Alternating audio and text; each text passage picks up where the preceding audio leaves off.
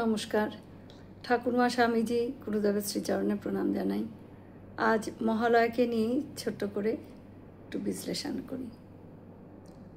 মহালয়া হলো এক আবেগ ঘন স্মরণ আর শক্তির আগমন। মহালয়া একটি শুধু তিথি নয়, বাঙালির জীবনে এক আবেগ ঘন অধ্যায়। আশ্বিন মাসের অমাবস্যায় পিতৃপক্ষের সমাপ্তি ঘটিয়ে এই দিনেই সূচনা হয় দেবী পক্ষের। মা দুর্গার আগমনের সুর বেজে ওঠে ঘরে ঘরে।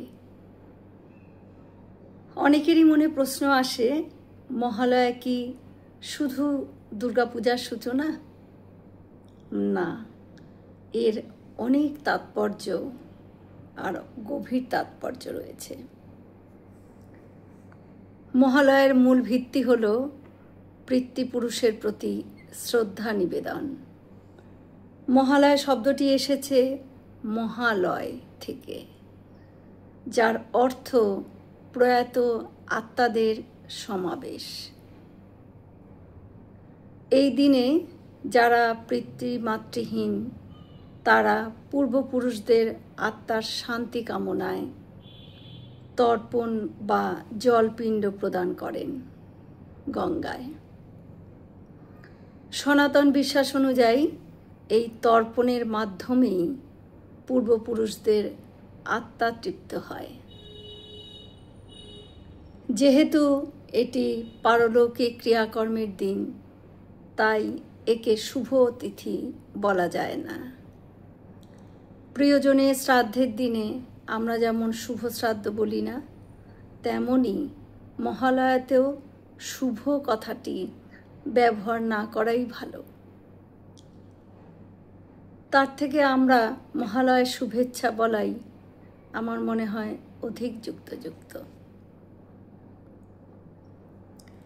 এই দিনে ভোরবেলায় শ্রী বীরেন্দ্রকৃষ্ণ ভদ্রের কণ্ঠে মহিষাসুর মর্দিনী চণ্ডী পাঠ শোনার আমরা অধীর আগ্রহে থাকি এবং এই চণ্ডী পাঠ শোনার মাধ্যমে বাঙালির মনে উৎসবের শিহরণ জাগে। পৃথিবীতে আগমন ও শুভ শক্তির বিজয়ের এই কাহিনী আমাদের দুর্গোৎসবের মূল বার্তা।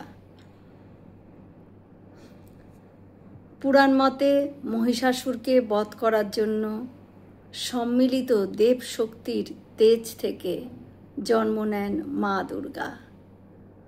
9 দিন ও 9 রাত যুদ্ধের পর মহালয়ার পরদিন অর্থাৎ মহাষষ্ঠীর ঠিক আগে মা দুর্গা মহিষাসুরকে বধ করেন।